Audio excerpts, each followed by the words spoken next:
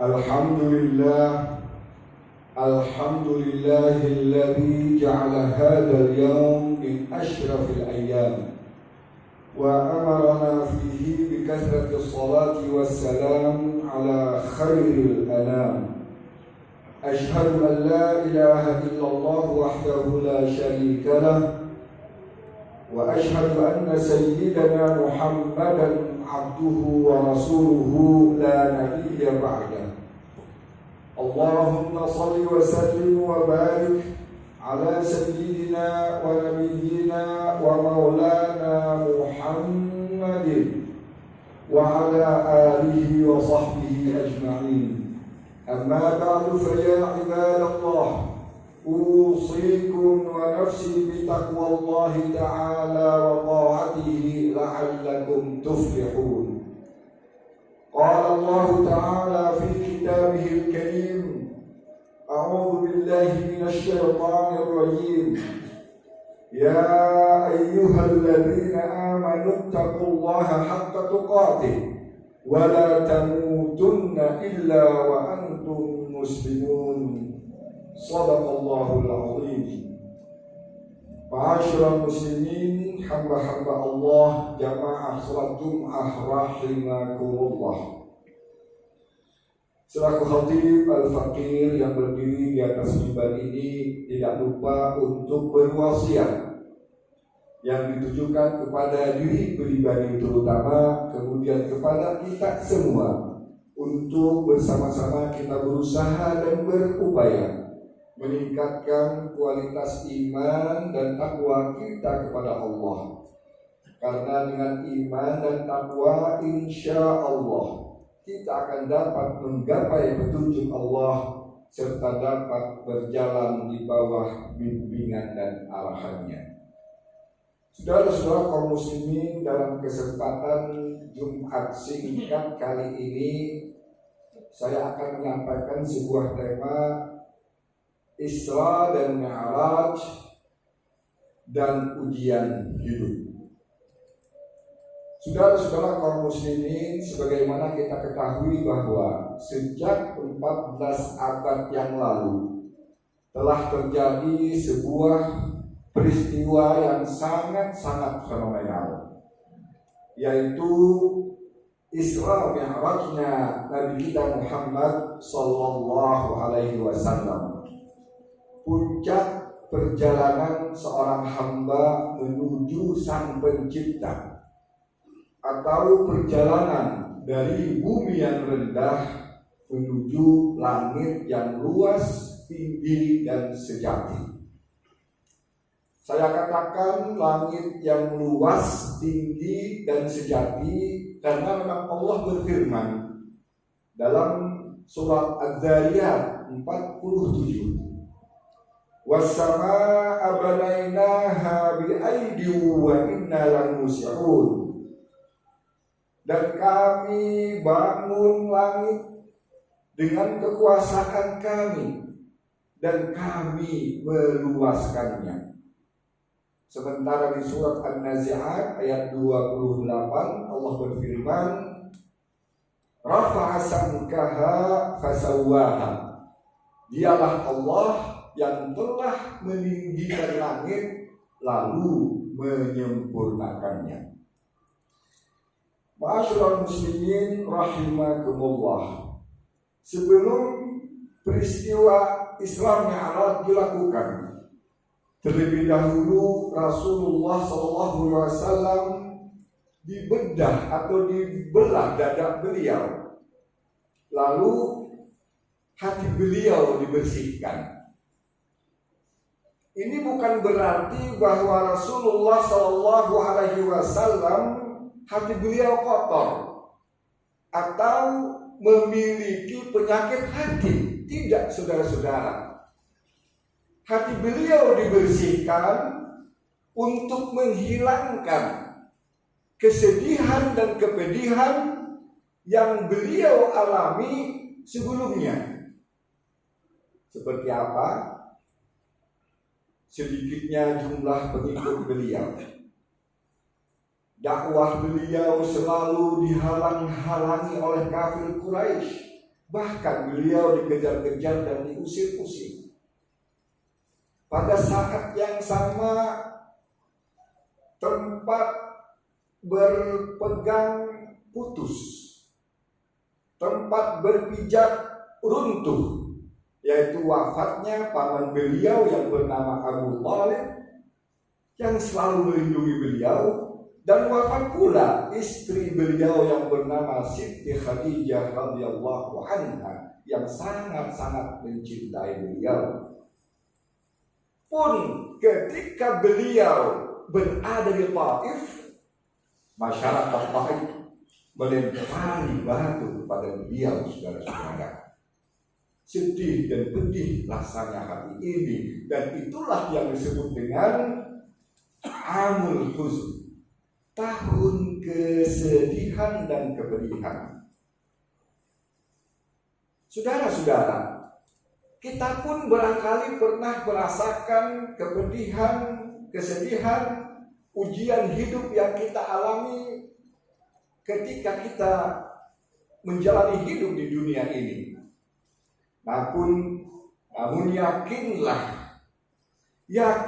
saudara-saudara, bahwa ada setetes madu dalam setiap racun, dan ada setitik cahaya dalam setiap kegelapan, dan ada secercah harapan dalam setiap keputusasaan dan kegagalan.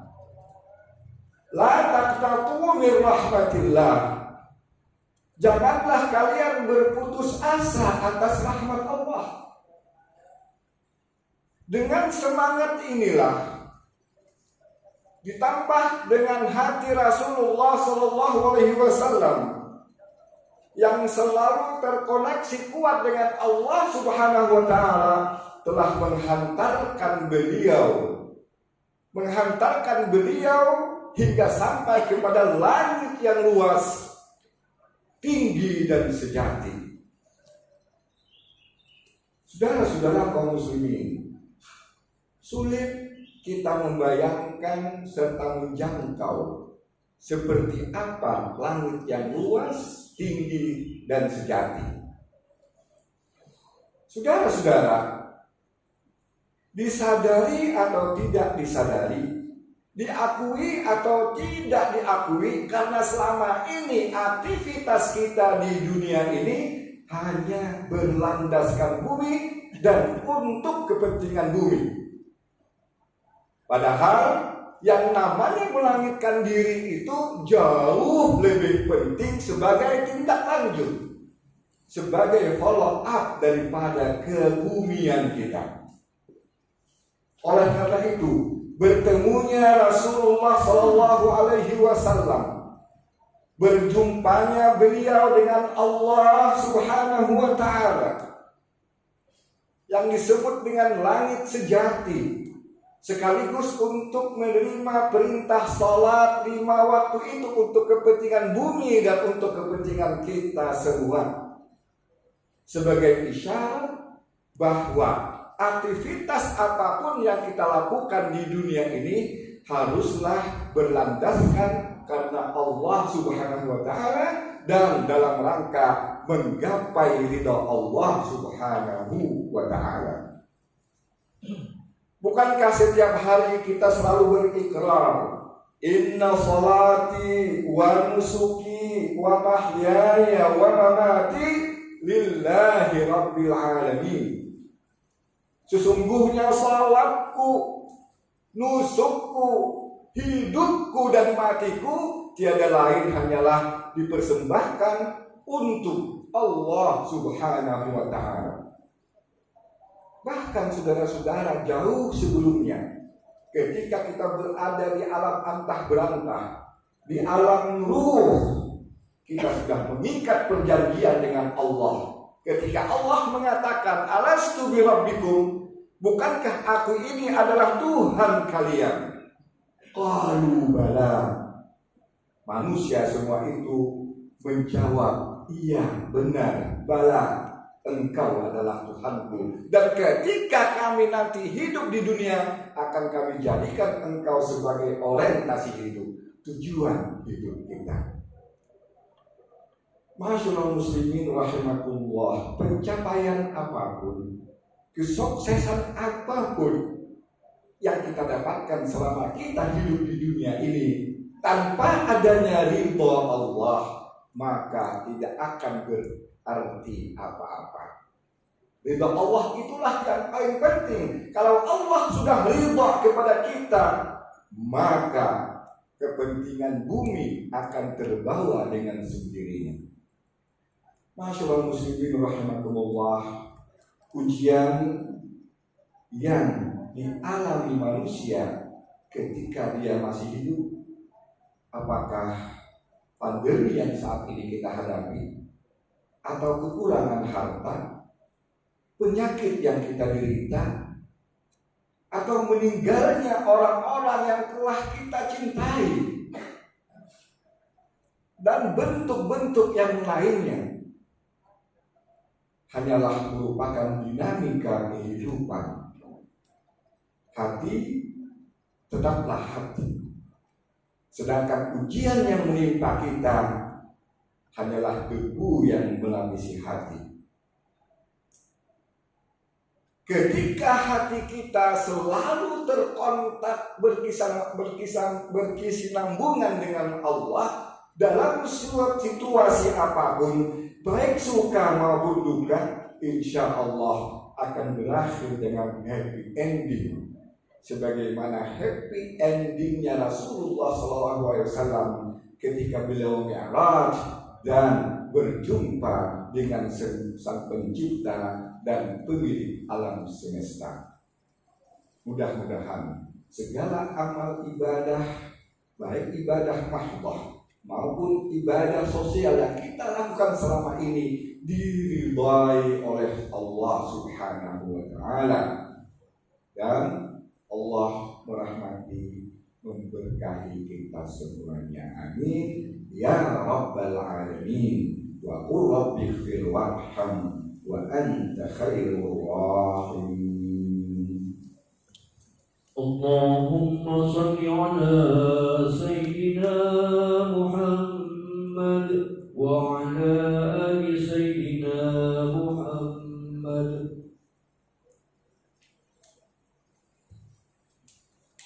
Alhamdulillah, alhamdulillahil ma'budu fi kulli zaman, nahmaduhu subhanahu wa hamduhu wajibun ala kulli insan. Ashhadu an la ilaha illallah wahdahu la syarika lah, huwal mutafarridu fil mulki was sultan, wa ashhadu anna sayyidana Muhammadan abduhu wa rasuluh, nabiyyun qama li ibadati rabbih hatta tawarramat minhu al-aqdam. Allahumma salli wa sallim wa barik ala sayyidina wa nabiyyina wa maulana Muhammadin wa ala alihi wa sahbihi ajma'in. Amma ba'du, fattaqullaha ya ibadallah, sallu wa sallimu ala khairi khalqillah, falaqad amarakum bidzalika rabbukum faqala inna allaha wa malaikatahu yusalluna 'alan nabi ya ayyuhalladzina amanu sallu 'alaihi wa sallimu taslima. Allahumma salli wa sallim wa barik ala abdika wa rasulika Muhammad wa ala alihi wa sahbihi ajma'in. Warḍa Allahumma ala jami'il khulafa'ir rasyidin wa jami'is sahabati wat tabi'in wa man tabi'ahum bi ihsan ila yaumiddin wa alaina ma'ahum bi'afwika wa rahmatika ya arhamar rahimin. Allahumma ighfir lil muslimina wal muslimat, al mu'minina wal mu'minat, al ahya'i minhum wal amwat, innaka qaribun sami'un mujibud da'wat wa ya qadhil hajat. Allahumma ati nufusana taqwaha wa zakkiha anta khairu man zakkaha anta waliyuha wa maulaha. Allahumma ya hayyu ya qayyum bi rahmatika nastaghith fala takilna ila anfusina tarfata 'ain wa la aqalla min dhalik. Rabbana atina fid dunya hasanah wa fil akhirati hasanah wa qina adzaban nar. Ibadallah, inna Allaha ya'murukum bil 'adli wal ihsan wa ita'i dzil qurba wa yanha 'anil fahsya'i wal munkari wal baghi ya'udzukum la'allakum tadhakkarun. Fadhkurullaha yadhkurukum washkuruhu 'ala ni'amihi yazidkum was'aluhu min fadlihi yu'tikum wa la dzikrullahi akbar wa aqimus shalah.